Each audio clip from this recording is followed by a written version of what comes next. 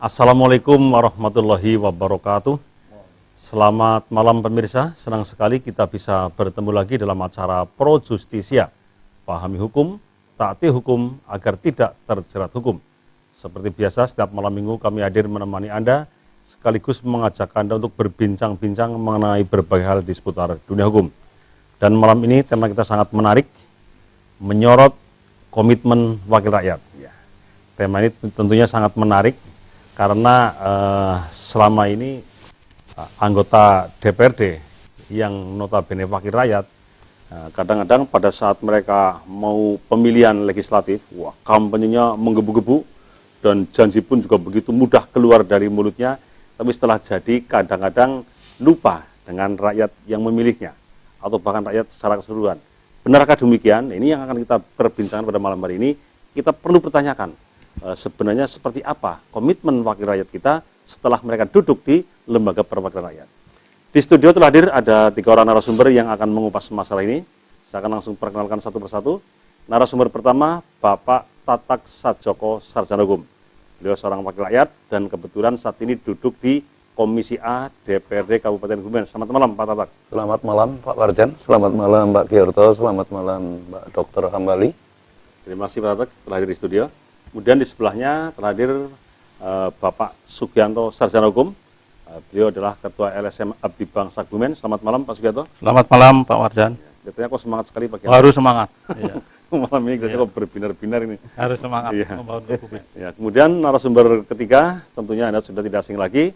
Beliau seorang dosen ilmu hukum di beberapa perguruan tinggi, seorang advokat senior, dan juga Direktur LKBH UP 45 Yogyakarta. Siapa lagi kalau bukan Bapak Dr. Muhammad Hambali SHMH.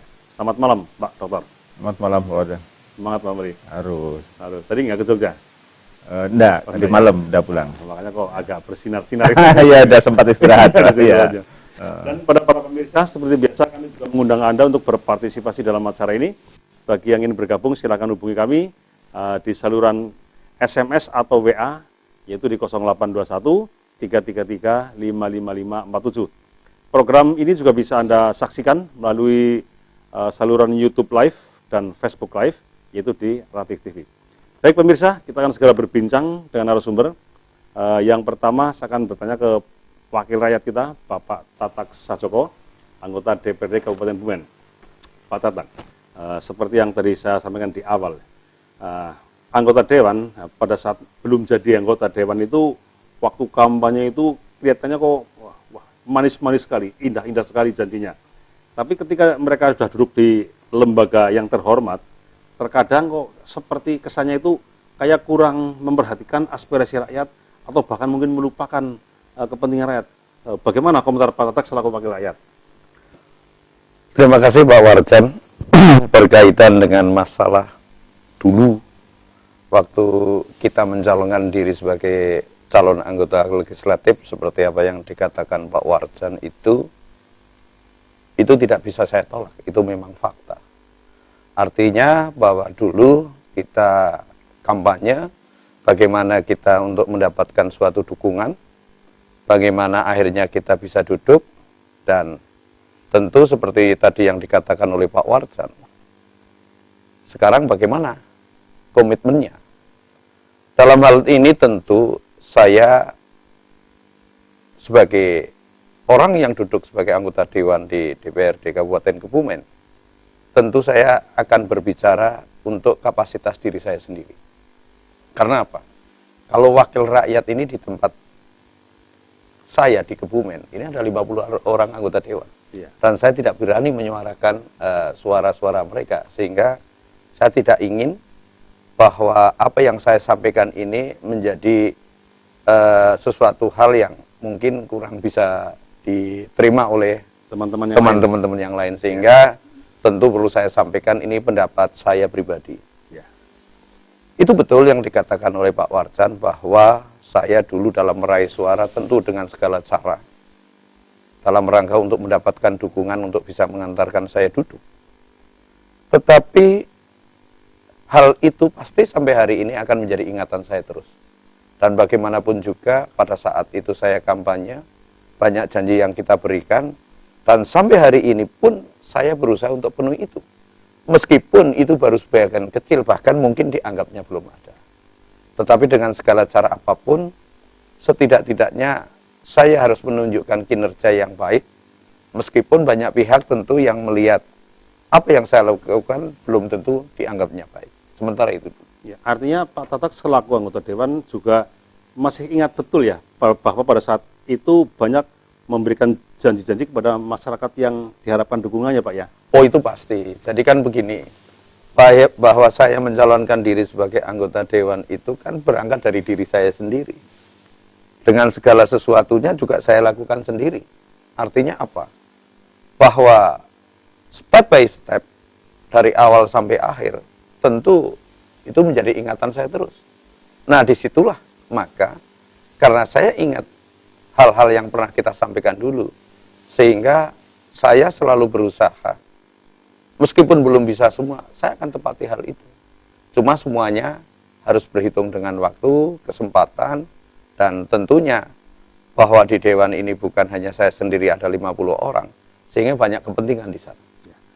Artinya kan ketika wakil rakyat ya, semacam Pak Tatak misalnya ingin mewujudkan janji-janjinya, tapi kan juga nggak lepas dengan tugas-tugas kedewanan itu sendiri.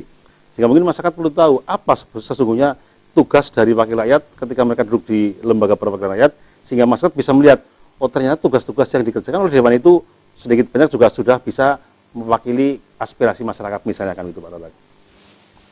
Tentu bahwa tugas anggota Dewan itu sebenarnya tidak terlalu banyak. Karena yang berkaitan dengan masalah tugas dan kewajiban di sini itu seperti dulu saya katakan, itu sebenarnya hanya ada 3 pokok fungsi menjadi anggota Dewan. Pertama kaitannya dengan masalah anggaran, kedua masalah pengawasan, ketiga adalah masalah aturan atau legislasi. Sehingga kalau anggota Dewan sudah paham hal itu dan sudah mengetahui hal itu, tentu ini dalam perjalanannya tidak akan terlalu berat. Cuma kembali lagi bahwa siapapun yang menjadi anggota Dewan termasuk diri saya, bagaimana pertimbangan berkaitan dengan niat kita sendiri dari awal yang pada saat itu kita mau maju. Nah, niat itulah yang kemudian kita katakan sebagai sebuah komitmen dari wakil rakyat untuk mewujudkan apa yang pernah dijanjikan, mewujudkan untuk memperjuangkan kepentingan rakyat, kan seperti itu Pak Tatang. Betul. Ya.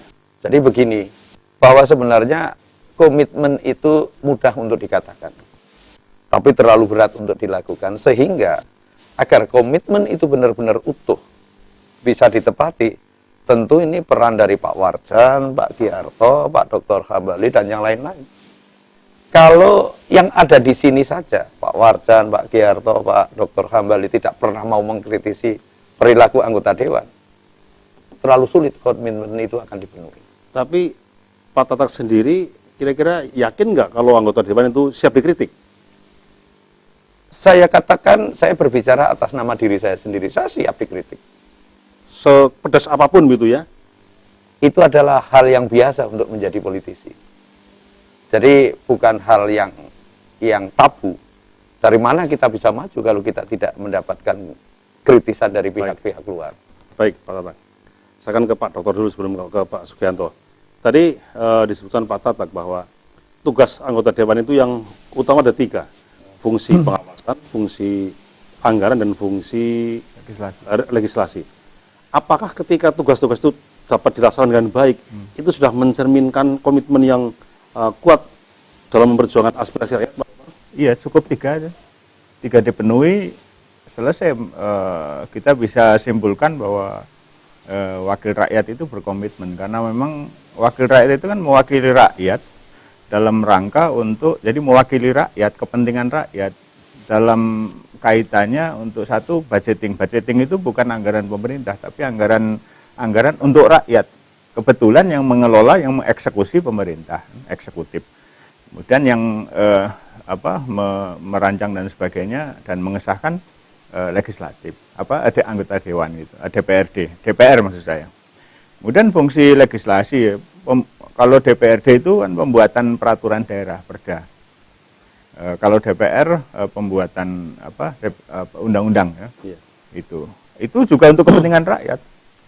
Jadi karena kita harus paham bahwa negara Republik Indonesia itu republik ya, bahwa negara ini kedaulatan ada di tangan rakyat, bukan di tangan legislatif, bukan di tangan eksekutif, juga bukan di tangan yudikatif, dan juga bukan di tangan partai politik, tetapi di tangan rakyat. Hanya untuk mekanisme penyelenggaraan kedaulatan rakyat itu kan tidak mungkin rakyat pemerintah semesta sendiri, ini ya kemudian menjalankan Tuhan. Maka ada perwakilan rakyat. Nah, perwakilan rakyat ini dipilih oleh rakyat. Nah, mekanismenya harus melalui partai politik, iya, karena itu satu keniscayaan ya. Penyelenggaraan negara ini memang harus dengan apa yang disebut dengan politik. Itu kesempatan lalu saya sampaikan politik itu dari kata politeia. Politeia itu kota yang dimaksud negara. Jadi untuk mengatur kota itu diperlukan sesuatu yang bersifat politeia yang disebut dengan politik tadi. Nah, kemudian dibuatlah partai-partai karena apa? Jadi ada kelompok-kelompok yang memang harus terwakili. Apalagi di Indonesia ini kan bineka, ada kelompok agama, ada kelompok suku, yang kelompok ideologi dan sebagainya, itu yang memang harus diakomodir ya? Semua harus diwadahi. Nah, itu yang dimaksud, sehingga ketika dalam konteks penyelenggaraan negara, seluruh kepentingan rakyat polong general, jadi kepentingan umum itu bisa terakomodir.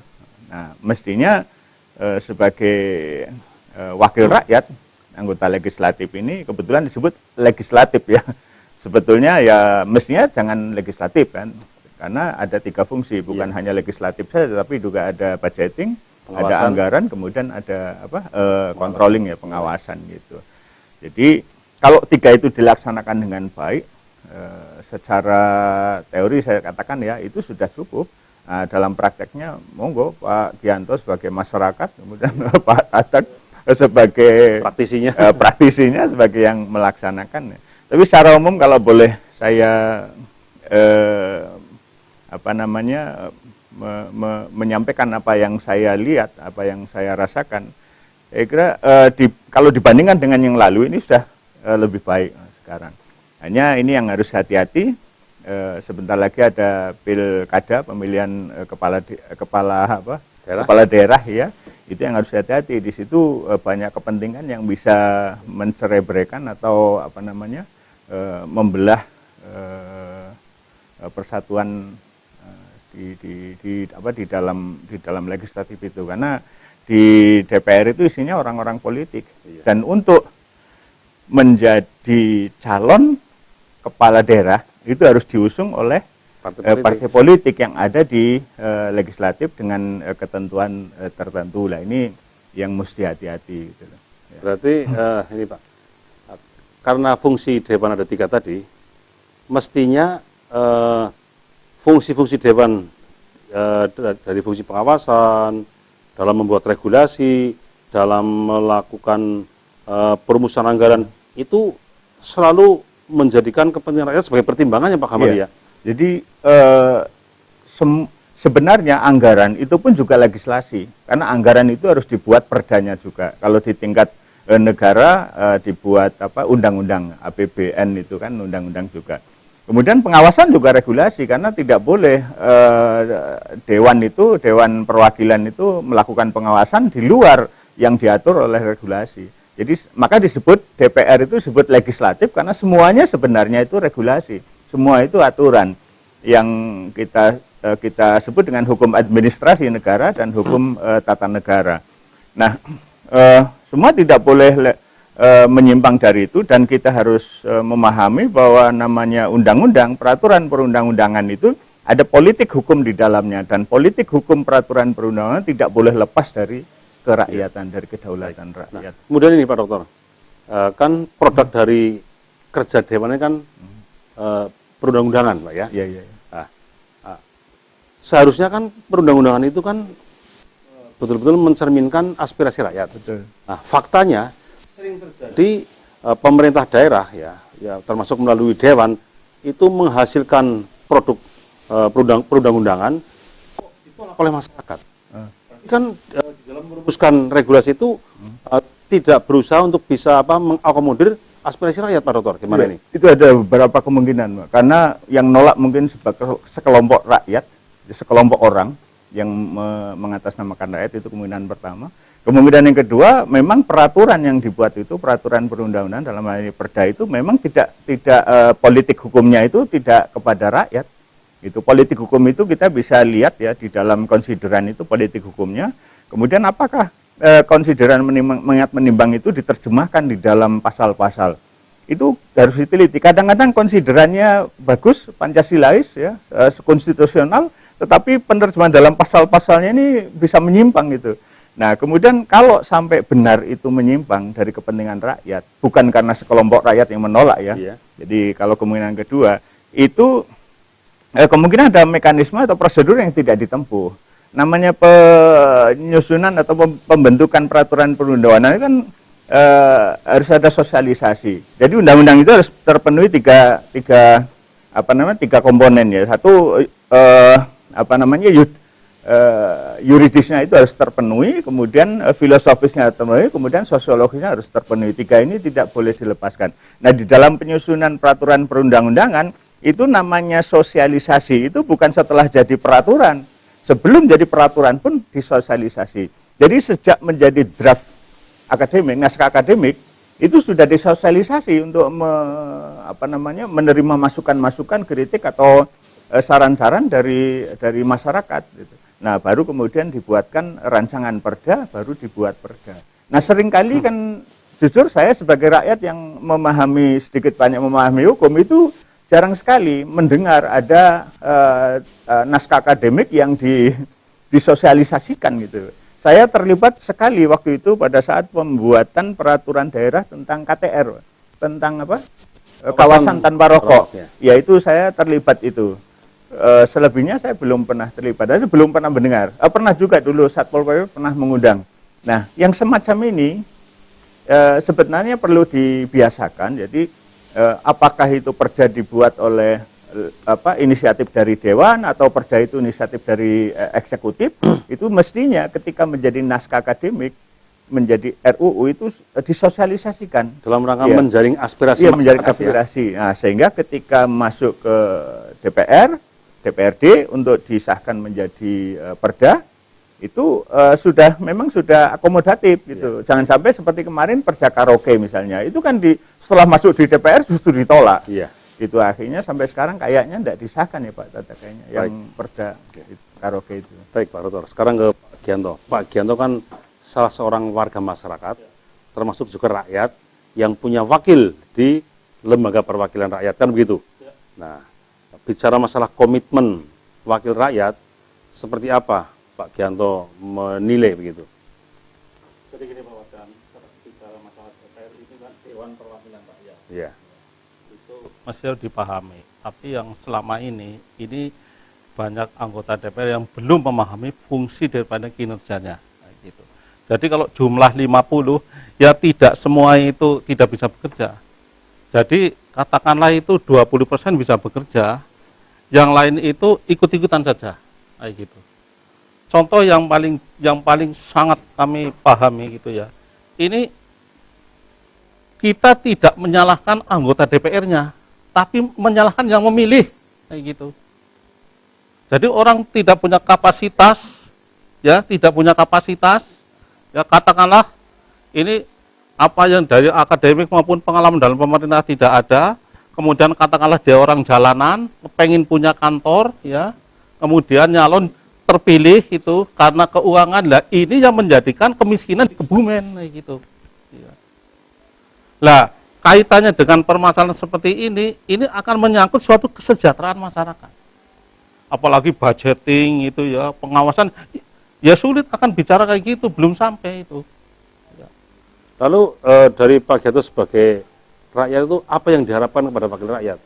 Mestinya DPR ini menghasilkan keputusan, baik itu rapat dengan pemerintah, rapat mewakili masyarakat, itu berpihak pada masyarakat, bukan kepentingan kelompok yang notabene adalah bermacam-macam masuk ke dalam kandang, katakanlah itu ruangan adalah DPR, Tapi saya mencermati ini ada kepentingan masing-masing itu fraksi, kepentingan masing-masing anggota.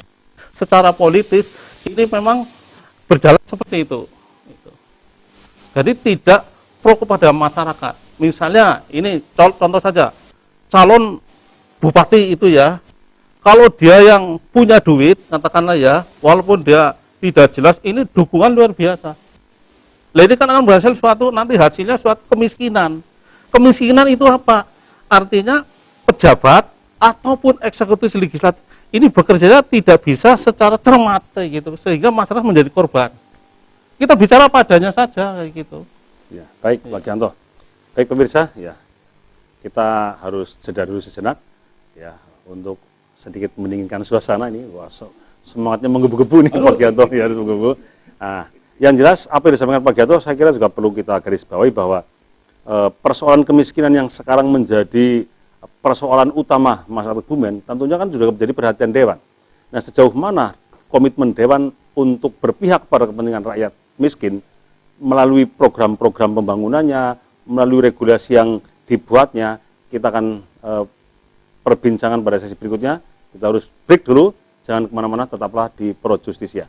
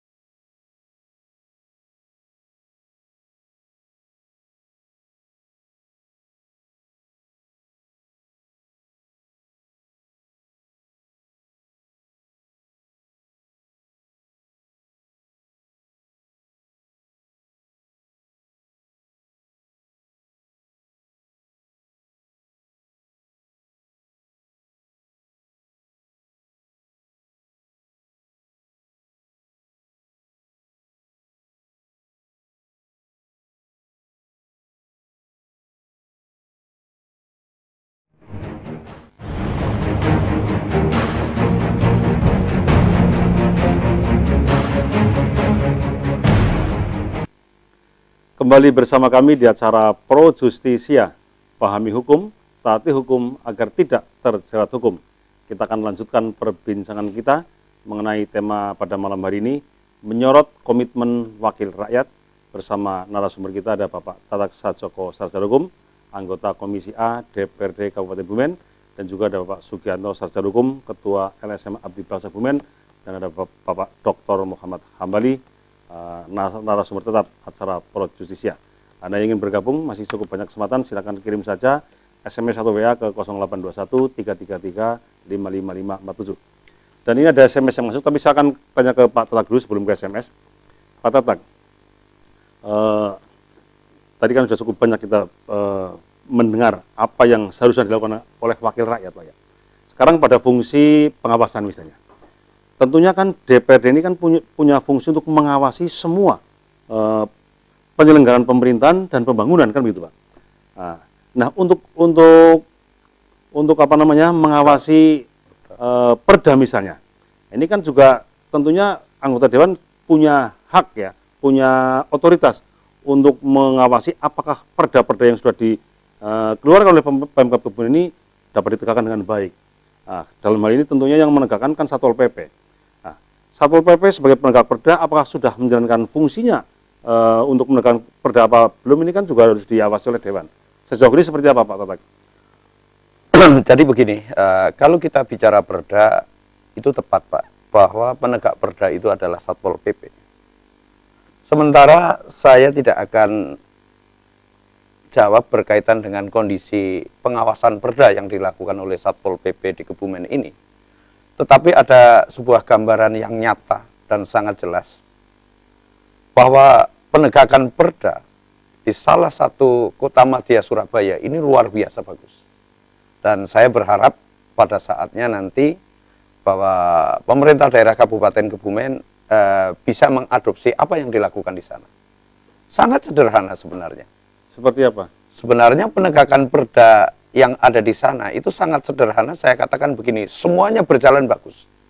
Semuanya menjadi tindak lanjut yang sangat sempurna.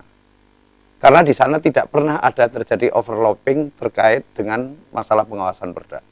Salah satu contohnya begini, bahwa wali kota yang ada di Surabaya itu, di dalam melakukan tata pemerintahannya berkaitan dengan penegakan perda, wali kota tersebut itu selalu mengajak dan bekerja sama dengan kepolisian yang ada di situ. Begitu juga selalu mengajak dengan Kodim setempat. Artinya antara Kapolres, antara Dandim, antara Kasatpol PP, dan Bupati itu sendiri atau wali kota itu menjadi satu. Bersinergi ya? Bersinergi. Jadi tidak pernah begitu Bupati meminta Satpol PP untuk melakukan penegakan perda, secara otomatis Kepolisian membantu? Kepolisian membantu, membackup, Ya. Meskipun ini sebenarnya ada di bawah kendali Satpol PP, Ya. tapi backup ini ditunjukkan oleh Polres, Ya. oleh Kodim. Kodim ini. Jadi tidak pernah ada terjadi saling gunting atau overlapping. Saya tertarik dalam hal ini, maka saya menginginkan bahwa Kebumen itu bisa mengadopsi hal seperti itu. Sehingga pada saat Satpol PP melakukan misalkan sebuah operasi, hari ini kan banyak marak terkait dengan masalah galian-galian. Ya. Tapi bukan galian singset ya, artinya galian C di sini. Mestinya dalam hal ini, Bupati itu harus backup Satpol PP.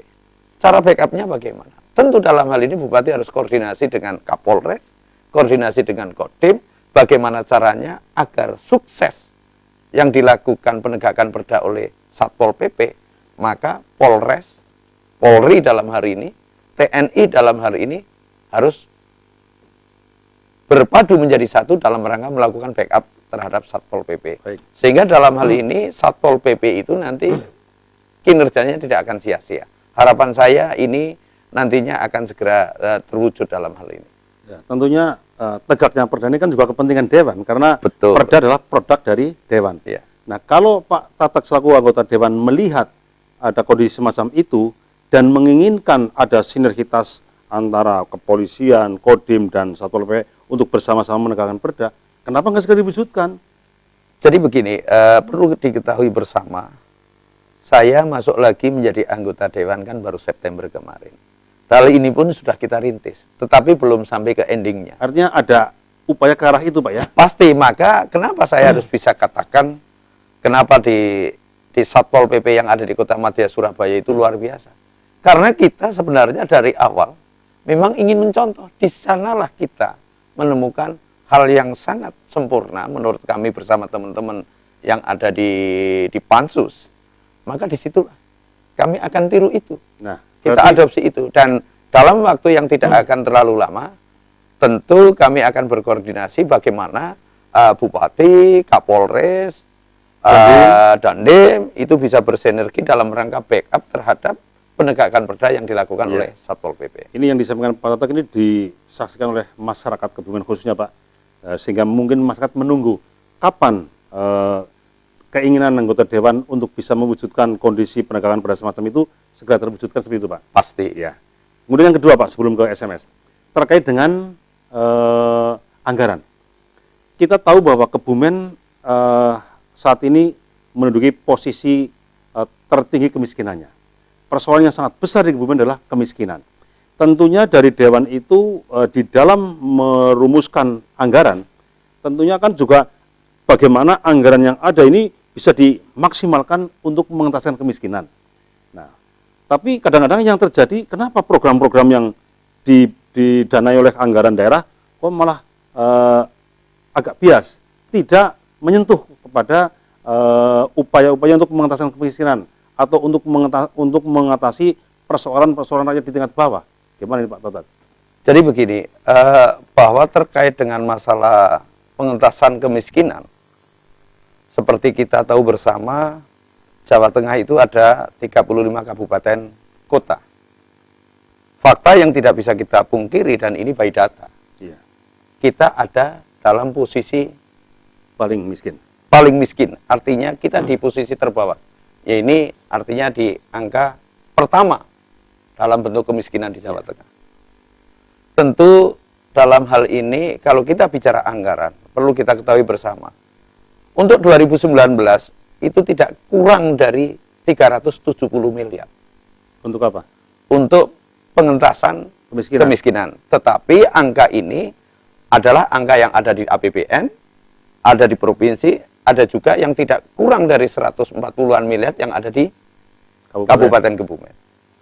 Kalau kita hitung matematis, sementara kita masih punya tanggungan masyarakat miskin itu 200.000. Artinya kalau kita hitung matematis, kalau katakanlah 370-an miliar itu tadi, untuk melakukan pengentasan kemiskinan yang 200.000 itu tadi, sebenarnya itu kan angka yang luar biasa. Angka yang cukup besar lah ya. Sedangkan kemarin hanya terjadi penekanan angka kemiskinan berubah menjadi 0,7%. Artinya apa? Luar biasa anggaran itu ternyata tidak berdaya guna. Berarti kurang tepat sasaran kan begitu? Saya melihat bukan masalah kurang tepat sasaran. Menurut saya ini harus ada yang diperbarui. Kalau memang kita, pemerintah daerah sudah menangkap keterkaitan dengan masalah bahwa kita adalah terbawa di garis kemiskinan, apakah ini menjadi extraordinary atau tidak? Kalau ini dianggap kedaruratan, mestinya pemerintah harus segera mencari solusi. Memang dalam hal ini, saya beberapa kali menawarkan pikiran terkait dengan pengentasan kemiskinan. Ini harus ada model baru.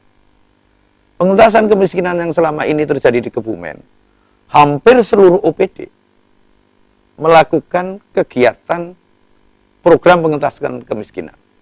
Ada Dinkes melakukan kaitannya jambanisasi, ada Dinsos kaitannya dengan bantuan ternak, dan yang lain-lain.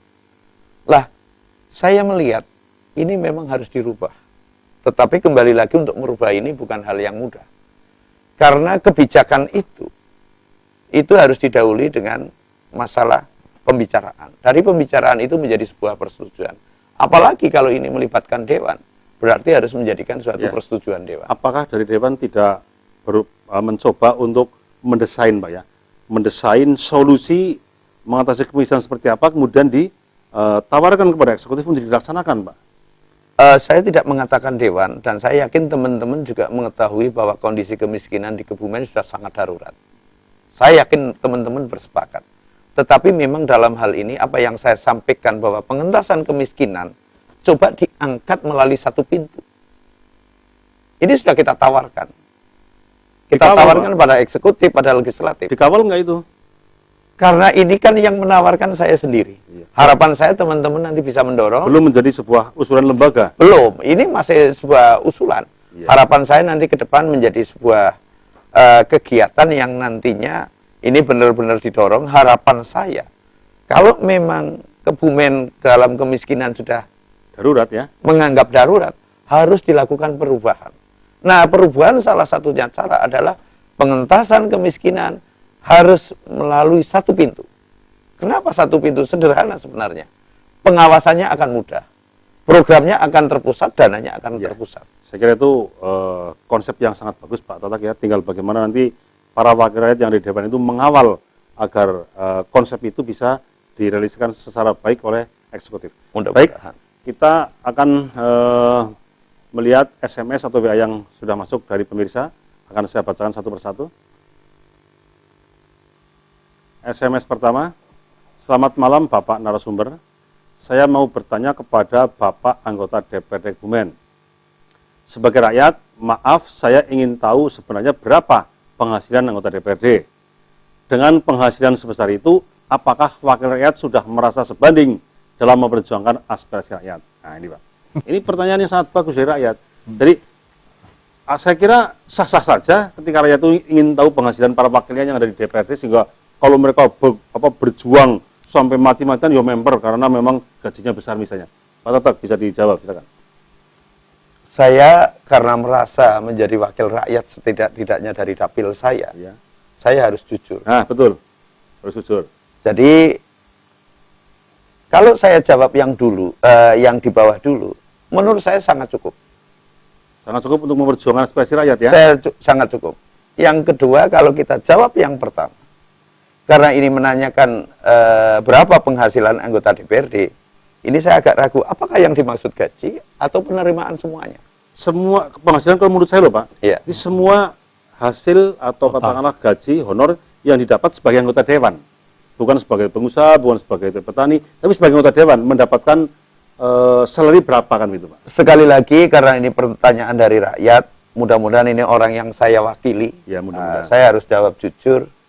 Kami mendapatkan setiap bulan gaji resmi ya. Ya, gaji Ini resmi. saya katakan resmi itu 34 juta Juta. Satu bulan ya. satu bulan. Luar biasa, ini besar juga ya. Terus ditambah dengan kegiatan-kegiatan karena ini dikatakan penghasilan. Iya. Dari kegiatan-kegiatan resmi. Saya katakan resmi karena saya memang dapatnya yang Iya. resmi. Jadi itu berkisar antara 5 sampai 8 setiap bulan. Berarti katakanlah genap 40-an juta lah kira-kira kan satu bulan. Kurang lebih itu. Iya. Sehingga kalau pertanyaan berikutnya itu yang ada di bawah, itu menurut saya sangat luar biasa. Lebih dari cukup. Lebih dari cukup. Tinggal mau apa tidak kan begitu. Iya, kembali lagi pada Iya. diri saya. Iya. Nah, apakah diri saya hari ini saya mengatakan cukup? Apakah kinerja saya sebanding atau tidak? Tentu masyarakat yang harus melihat, bukan saya sendiri. Masyarakat yang melihat dan merasakan apakah Pak Tatak sebagai wakil rakyat sudah memperjuangkan kepentingan mereka sehingga program-program pembangunannya menyentuh kepentingan mereka. Kan seperti itu Pak Tatak. Pasti, tentu saya akan selalu berusaha. Ini kan dana yang cukup besar Pak Gianto. Ya. Sekitar 40 juta. Makanya Pak Gianto pernah nyalek ya, karena tergiur gaji yang cukup besar ya. Tapi saya belum beruntung kan itu Pak Gianto. Ya, ada komentar singkat Pak Gianto sebagai rakyat, Ya. ternyata gaji para wakil rakyat itu cukup besar. Gaji ini kan artinya pendapatan ya yang didapat oleh anggota DPR masing-masing orang dengan menggunakan uang rakyat. Ya. Tentunya harus bisa mensejahterakan, mewakili kepentingan masyarakat. Ya. Jadi dengan gaji yang begitu besar ya, ini mestinya harus bisa betul-betul membawa kesejahteraan masyarakat, termasuk tadi yang disampaikan oleh anggota DPR juga dari Pak Dokter, kemiskinan ini satu-satunya ini yang menghantui masyarakat dan menakutkan. apa permasalahannya? Ya semua itu harus dirumuskan. DPR tentunya sebagai wakil harus bisa menyatukan antara eksekutif, legislatifnya, termasuk ya keamanannya itu disatukan supaya nanti bisa berpikir secara bersama-sama untuk menentukan Kebumen supaya karena daerah miskin supaya tidak miskin. Contohnya studi banding itu sangat bagus sekali karena menyontoh, oh kenapa 35 kabupaten kota kok Kebumen yang miskin? Mestinya cerdas, jadi pejabat-pejabat ataupun anggota DPR tidak semua cerdas, saya sampaikan hanya beberapa persen. Ya. Jadi kalau memang tadi dengan gaji yang besar ini mestinya harus berpikir secara cermat. Harusnya gaji 24 jam itu ya hanya untuk memikirkan rakyat. Harus, jangan karena ikut-ikutan sana sini hanya kepentingan masing-masing kelompoknya itu sudah cara kayak gitu nanti akan membuat masyarakat lebih parah kayak gitu. Baik, Pak Gianto. Demikian jawaban narasumber kepada pengirim SMS dan juga pemirsa. Saya akan bacakan SMS selanjutnya. Yang terhormat narasumber Pak Warjan, Pak Hambali, menanggapi komitmen wakil rakyat. Saya berpendapat bahwa wakil rakyat yang ada, khususnya di Kebumen, berangkat semata-mata dari uang, sehingga berjalannya juga tidak jauh bagaimana kembali biaya tersebut. Maka apa yang menjadi tujuan wakil rakyat tidak menjadi konsen. Hal ini sudah banyak contohnya. Pertanyaan saya, sampai kapan wakil rakyat seperti ini tidak lagi dilakukan selalu biaya atau uang?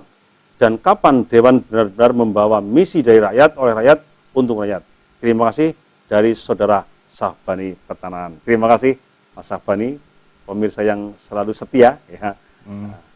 Ini jadi anggota Dewan itu juga mereka sampai duduk di lembaga terhormat kan juga pakai duit masalahnya kan begitu. Sehingga ya ini dipandang juga menjadi kendala oleh Pak Sahbani bagi anggota Dewan untuk konsen pada komitmennya menjalankan tugas-tugasnya dengan baik, sehingga apa yang diproduk dari Dewan ini betul-betul untuk kepentingan rakyat. Silakan yang menanggapi siapa ini? Pak Totak, singkat saja. Boleh. Jadi begini, apa yang dikatakan bahwa berangkat menjadi anggota Dewan menggunakan sebuah anggaran atau uang. Tetapi kembali lagi juga relatif. Karena bagaimanapun juga Kebumen itu masyarakatnya tidak selalu pragmatis. Salah satu contoh bahwa saya bisa duduk menjadi anggota Dewan, saya merasakan tidak saya lakukan dengan cara-cara yang sangat pragmatis. Wajar biaya politik, ongkos politik itu memang ada. Tetapi yang bentuk pragmatis memang itu saya selalu berusaha hindari. Sehingga dalam hal ini, tadi seperti pertanyaan saya katakan tadi, ada pertanyaan dari masyarakat, saya katakan apa adanya. Itu sudah sangat sebanding, bahkan luar biasa menurut saya, berkaitan dengan penghasilan. Terima kasih Pak. Baik Pak Totak. Demikian Pak Sahbani dan juga pemirsa, tanggapan narasumber. Mungkin masih ada SMS yang lain akan saya bacakan. Oh sudah, tidak ada, hanya 2. Baik, kita akan kembali ke narasumber. Pak Dr. Hambali, gimana tanggapannya Pak? Jadi tadi sebenarnya penjelasan Pak Totak sebagai wakil rakyat cukup menyejukkan Pak ya. Nah, kalau saja wakil rakyat punya komitmen seperti Pak Totak ini, saya kira juga sedikit banyak akan terus berusaha bagaimana agar apa yang dikerjakan Dewan betul-betul untuk kepentingan rakyat. Tapi faktanya kadang-kadang terjadi gini Pak Hambali. Misalnya anggaran misalnya. Anggota Dewan kan punya kewenangan untuk menyeleksi anggaran ini kira-kira untuk kegiatan-kegiatan atau program-program yang pro rakyat atau tidak. Nah di saat itulah sebenarnya anggota Dewan bisa memainkan peranannya untuk mewakili kepentingan rakyat. Yang terjadi kadang-kadang banyak program pembangunan, tapi itu kok bisa dikatakan kurang pro rakyat. Tapi untuk pro yang lain Pak, mungkin hanya untuk keindahan kota atau untuk apa. Padahal andai kata itu diarahkan untuk kepentingan rakyat, mungkin bisa mengentaskan kemiskinan. Gimana komentarnya Pak Dokter? Jadi gini Pak, kita sering melihat dan mendengar ya, dalam program-program itu tidak yang jadi subjek pembicaraan itu bukan rakyat, tetapi bagaimana eksekutif dan legislatif itu bisa bekerja sama. Ini mestinya kan bukan bagaimana eksekutif dan legislatif, tetapi bagaimana eksekutif dan rakyat. Kalau melihat ini pertanyaan Pak Wajan, kalau memang benar tadi, berarti kampanye calon bupati akan bisa mengentaskan kemiskinan itu tidak bisa dijamin kan. Karena itu kan bergantung pada anggaran. Ataukah nanti kalau sudah jadi bupati dia bagi-bagi uang kepada fakir miskin sehingga kemiskinan itu menjadi turun, artinya tidak miskin lagi. Kalau anggaran untuk mengentaskan kemiskinan masih juga bergantung pada anggaran APBD ya, itu bergantung pada legislatif juga kan. Ya ini yang seringkali rakyat itu ditinggal dalam itu. Padahal komponen rakyat itu bukan hanya orang-orang yang memiliki wakil di DPR. Ada juga orang-orang yang tidak, waktu dia memilih orang yang dipilih untuk mewakili tidak jadi. Artinya dia kan tidak punya wakil kalau dilihat dari rakyat. Iya. Sementara di sisi lain anggota legislatif bisa jadi tidak merasa mewakili rakyat yang tidak milih dia. Padahal seharusnya cara berpikirnya, ketika anggota legislatif, misalnya Pak Tatek sekarang menjadi anggota legislatif, itu bukan anggota legislatif yang mewakili rakyat yang memilih dia, tetapi mewakili rakyat Kebumen. Dan dikhususkan lagi daerah pemilihan dia, karena nanti ada masa reses juga ke konstituennya, ke daerah, ke dapilnya. Ini. Jadi akhirnya apa? Jadi cara berpikir atau cara berlogika yang terbalik-balik ini menimbulkan ada rakyat yang tidak terwakili. Atau mungkin merasa bahwa eksekutif, pemerintah itu merasa cukup dengan legislatif untuk menentukan sesuatu tanpa harus mendengar. Yang ini yang mengakibatkan apa yang ditanyakan Pak Wajan itu terjadi. Jadi ada program-program yang tidak kemudian menyentuh rakyat. Karena apa? Karena itu dibicarakan antara eksekutif dan legislatif saja, sementara legislatif tidak merasa mewakili rakyat. Ya beruntunglah kita ada Pak Tatak yang merasa mewakili rakyat. Tapi apakah 50 orang di Kabupaten Kebumen itu bisa berpikir bahwa dia mewakili rakyat? Ya. Bisa jadi dia merasa mewakili partai, mewakili dirinya sendiri bahkan. Ini yang sangat berbahaya kan. Nah, cara-cara berpikir itu yang harus diluruskan. Dan ini saya sering membaca koran bagaimana bisa kerjasama antara, jadi seorang eksekutif itu mengatakan bahwa saya bagaimana legislatif itu bisa mendukung. Padahal sebenarnya bukan legislatif, bagaimana rakyat bisa mendukung. Mestinya begitu.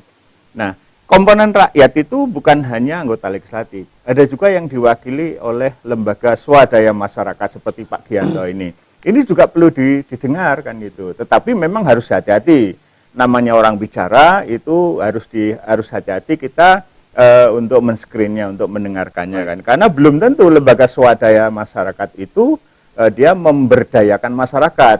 Tidak menutup kemungkinan lembaga swadaya masyarakat justru memperdayakan masyarakat. Ini yang harus hati-hati kan. Ya, sering saya sampaikan, lembaga swadaya masyarakat itu ada 3 ya Pak Wajan ya. Mungkin Pak Wajan masih ingat. Jadi yang pertama itu LSM seperti kuda.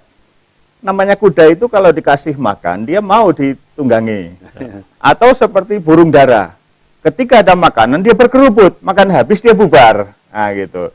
Ya, konkretnya ya ketika ada proyek, dia berkerubut. Ketika ada proyek, ada LSM, misalnya. Nah, yang terakhir ini yang lembaga swadaya masyarakat beneran. Ini yang seharusnya LSM-LSM yang ada menempatkan diri sebagai LSM yang sebenarnya. Ya. Baik, Pak Rotor. Ini ada SMS lagi dari pemirsa, akan saya bacakan. Saya bacakan SMS berikutnya dari pemirsa.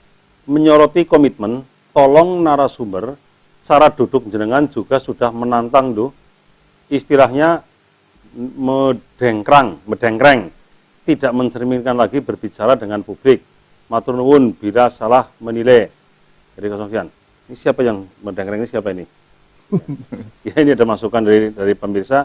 Cara duduknya medengkrang ini, saya kira duduk kita sudah cukup bagus ini ya. Ya karena kursinya begini. Ya, karena kita perlu kursi, jadi kursinya memang seperti ini. Jadi kita menyesuaikan dengan kursi. Kalau menurut hemat saya itu narasumber semua yang ada di studio ini duduknya sudah proporsional. Ya. Tapi kalau mungkin dirasa kurang etis atau apa ya masukkan ini. Ya, ini juga masukan biar kami nanti bisa menyeting kembali ke depan supaya tempat duduk kita itu bisa lebih elegan. Ya. Dan juga itu, Pak. Ya. Kamera juga menjadi Mempengaruhi juga ya. Juga Ya. iya, bisa juga mungkin kamera ini jadi bahan masukan. Ya. Namun begitu kalau duduk kami berempat di studio kok kesannya kurang mengenakan bagi pemirsa, tentunya kami mohon maaf yang setulus-tulusnya. Kemudian ada SMS lagi, mohon dijelaskan langkah konkret untuk keluar dari problem kemiskinan. Pengirimnya itu nomornya. Silakan Pak Tatak, singkat saja karena waktu udah mau habis. Jadi begini, kalau saya berpikir dan memang itu saya dorong berkaitan dengan pengentasan kemiskinan dengan melalui satu pintu. Kalau secara konkretnya begini, kalau pengentasan kemiskinan itu dilakukan oleh masing-masing OPD, itu anggarannya ada dua. Di satu sisi untuk pendampingan dari OPD itu di dalam rangka mengawal penekanan kemiskinan, berarti anggarannya keluar juga. Sementara yang untuk bantuan kemiskinan ini sendiri juga terkurangi karena itu. Maka, kalau ini Kebumen sudah menganggap bahwa ini sudah kemiskinan menjadi hal yang darurat, jadikan satu pintu. Agar lebih mudah program itu diterapkan, program itu didanai, terus kemudian pengawasannya juga akan lebih mudah. Kalau ini memang masing-masing OPD tetap menangani seperti ini terus, ya sampai kapanpun pengawasan juga akan susah. Jadi selama ini jalan sendiri-sendiri ya Pak Tatak ya? Saya tidak katakan jalan sendiri-sendiri, tetapi masing-masing OPD punya program pengentasan kemiskinan. Nah itu kalau misalnya dipadukan jadi satu pintu, mungkin akan lebih efektif Pak Tatak. Kalau dijadikan satu pintu, tentu paling tidak anggaran pendampingannya itu tidak akan tersedot terlalu banyak. Iya. Misalkan di sini ada katakanlah 10 OPD, semuanya melakukan program pengentasan kemiskinan. Baik. Ya. Sehingga anggaran untuk pendampingannya di situ pun juga ngambil dari situ. Kemudian peruntukan yang untuk masyarakat miskin mau tidak mau kan terkurangi. Jadi itu konkretnya. Saya kira sudah ada jawaban jelas dari narasumber. Penanganan kemiskinan satu pintu ini yang diharapkan akan bisa memberikan solusi atas persoalan kemiskinan di Kebumen. Baik, mungkin masih ada lagi SMS yang lain? Ya, masih ada. Assalamualaikum kepada narasumber yang terhormat.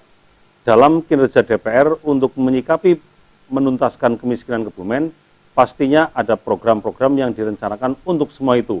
Dalam program itu yang akan direncanakan DPRD Kebumen apa saja? Terus sasaran program tersebut apa?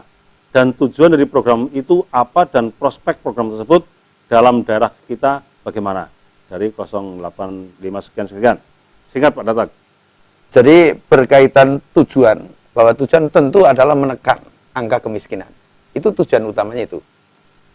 Jadi bagaimana agar angka kemiskinan itu bisa ditekan.